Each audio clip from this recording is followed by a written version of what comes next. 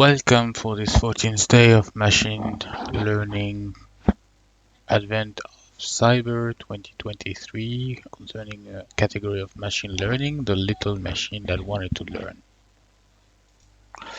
Okay, this time the CTO has made our toy pipeline go wrong by infecting elves at key position in toy making process. He has poisoned the pipeline and caused the elves to make defective toys. So apparently it's kind of a supply chain kind of thing. No, apparently not. What is machine learning? Basic machine learning structures and algorithms and using neural networks to predict defective toys. Okay, looks interesting. To access machine that you are going to work and click on start machine.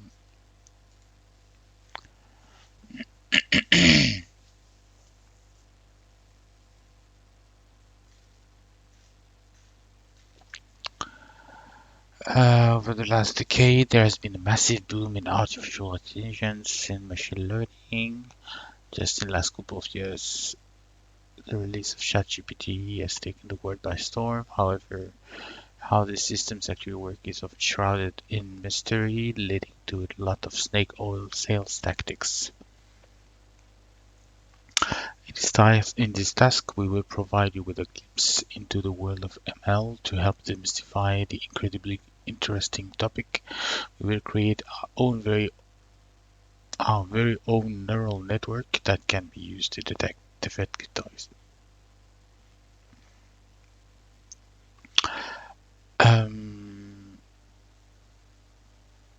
Popular examples include genetic algorithm, particle swarm, neural network. There are more ML structure, but we'll stick to neural network for this task as they are most popular. And while there are significant amount of math involved, implementing the ML structure will be extracting this information. If you want to learn more, you can start here. This is where I started and work your way up. And that link is neural network for babies. Interesting.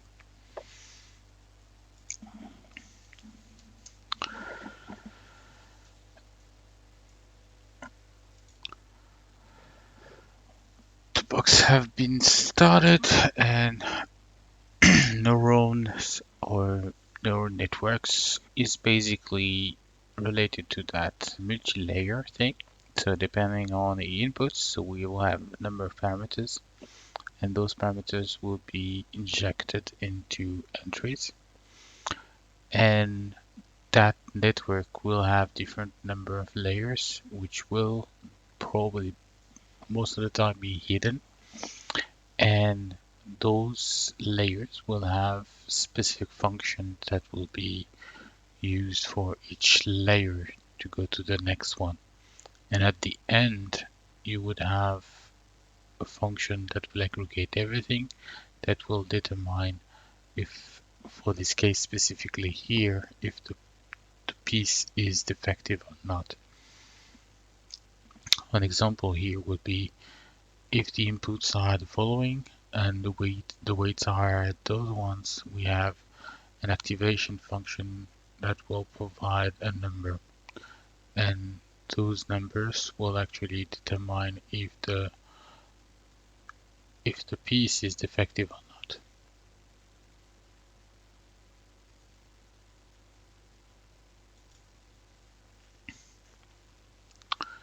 So the inputs are not directly added and the addition output is not directly transmitted out. We have a way which is a feed forward. It's where which is basically the execution or use the model that you would have created without training, and it will just answer from the network. You normalized all the inputs, you feed the inputs to your nodes, propagate the data through the network, and then you read the output from the network. Is it like defective or not? Backpropagation is basically you ask the model to verify if the thing is defective or not. but you actually check if it is really defective or not. And that result would then provide it back to the network, which is then recalculating the weights it has. So it knows how to make a new addition from there. So it calculates the difference within the different outputs and then update the weights in consequences for adding that use case here. When we work with datasets, the idea is to split datasets into one training data, which we use to train the network, a validation data, which is a way for us to validate the network's training. So after each training round, we send the data through the network to determine the performance, and it's always going to be the same one. And that allows us to verify if the performance starts to decline or not. And of course, the end one, the last one is the test data, which will be used to calculate the final performance so that the network won't see this data at all until we are done with the training. And then once the training is complete, we send the testing data, which means we never really train with the test data. It's new original data. So Python looks to be the language that is used here. You obviously have other language that have now also used within the machine learning industry. The Python is historically the one where everything started because of its plethora of libraries and modules that are available for us. The Pandas, NumPy, sklearn are definitely the most prominent one. So the first step is to complete the detector.py. Let's work through the initial code. It has already been added to you in the script as shown in the snippets below. Let's work through this code. The first few lines are the library imports. So we are importing NumPy, Panda, and the sklearning plugins. There are 7 colors. Read the training and testing data files, which are split into training dataset CSV and testing dataset CSV. We use a label encoder and we fit the training data with the color scheme. The training data color scheme is the transformation of the training data, and the testing data is also the transformation of the encoder. We read from our training data and plot the result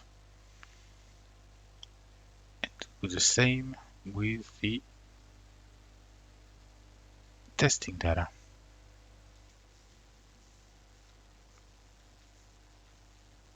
Okay, so creating the data sets, we first need to create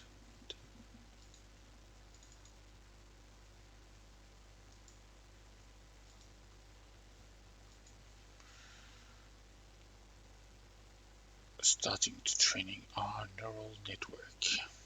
Perfect.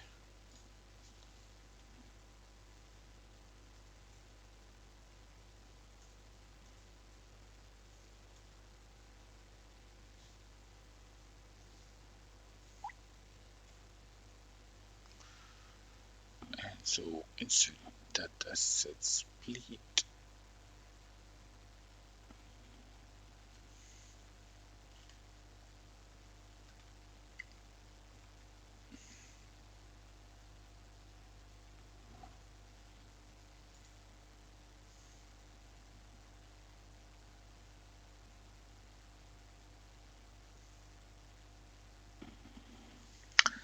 So because we need to insert the thing as like 80%, like 80% for the training data and 20% for the validate, we are going to split it with a test size of 0.2.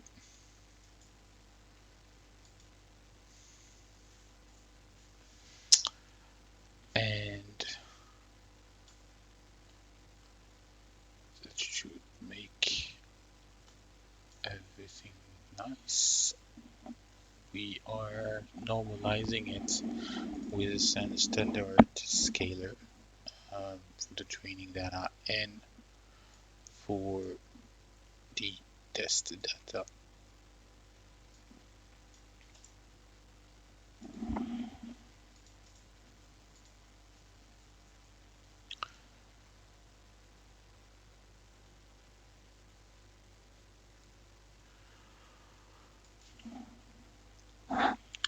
So after that, we are going to leverage our classifier. The classifier itself will just be a normal MLP.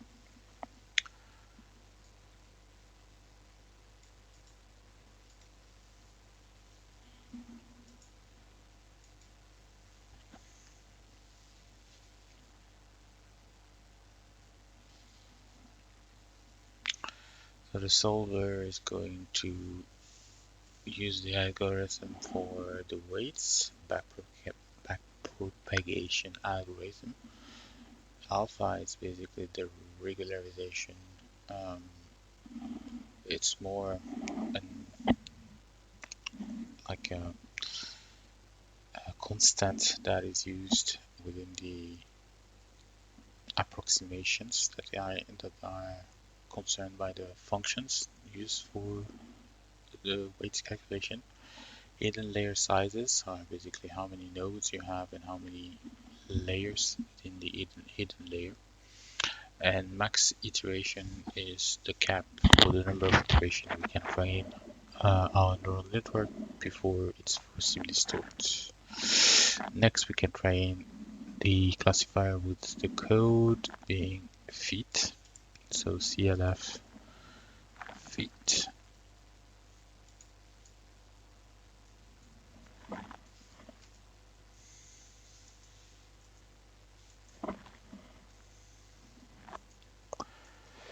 And we want to have a check on the prediction.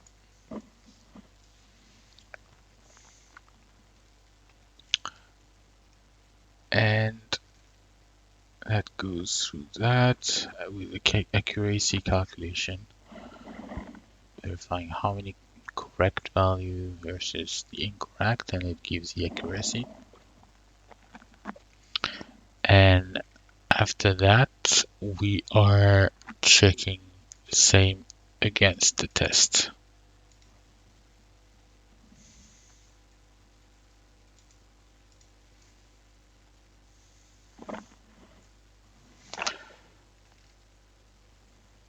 And so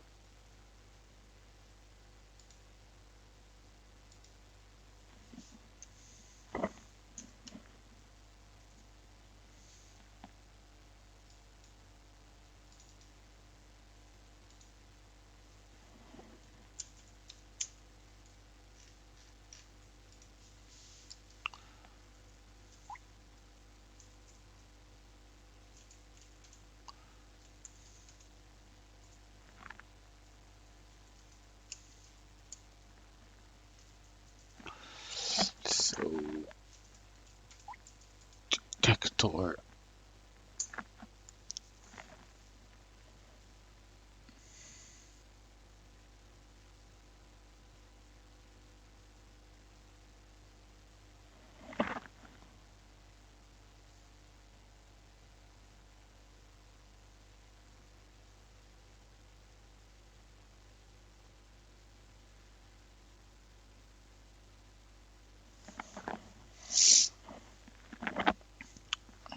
Those prediction will be saved to a file. Upload the prediction here to see how well your neural network performed. If accuracy is above 90%, you will be awarded a flag.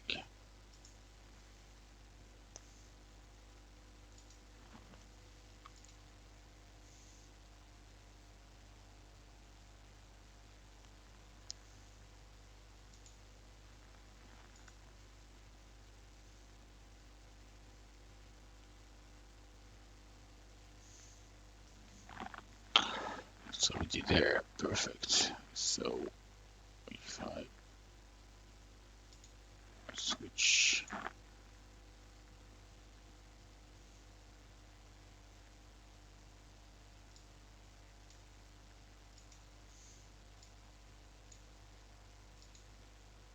So the file has been saved. Perfect.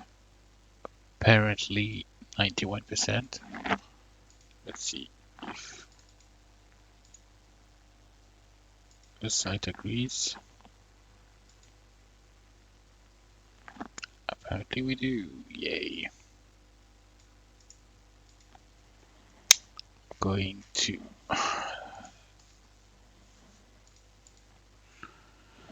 It's the correct answer. What is the other term given to artificial intelligence or the subset of AI meant to teach computer how human thinks or nature works? And that's machine learning.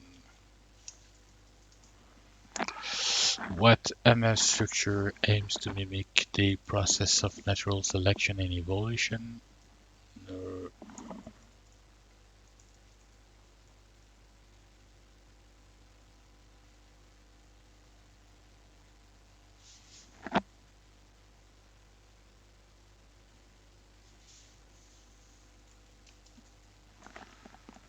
Neural network? Nope.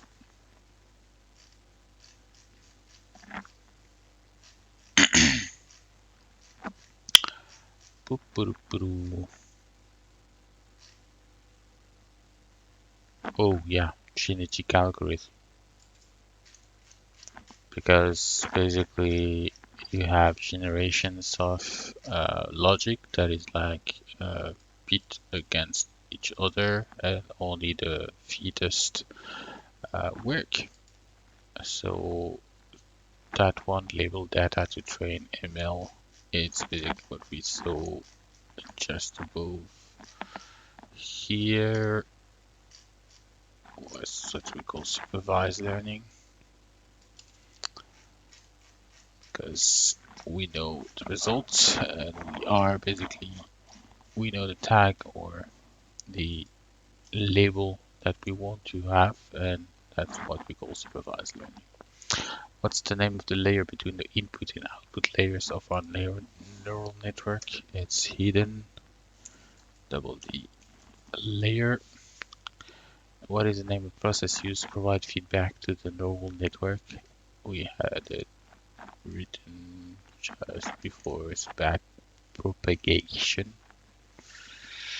Back propagation.